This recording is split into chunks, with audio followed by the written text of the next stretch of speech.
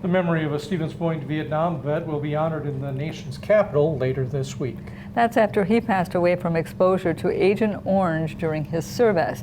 Now News 9's Nick Robinson is in Stevens Point with his story and his family's mission to keep his legacy alive. For many soldiers returning from Vietnam, the war followed them home. And even years later, thousands are suffering effects from the chemicals they were exposed to. And now, a Wisconsin veteran is finally being recognized as a hero.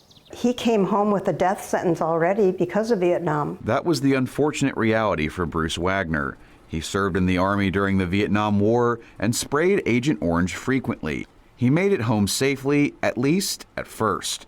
But Wagner, like many American soldiers, was not told of the effects that chemicals like Agent Orange have on people and passed away in 2010 due to health problems associated with being exposed. His sister, Lynn Wimmer, will be speaking on his behalf at a ceremony in Washington, D.C. to honor Vietnam veterans who died from exposure.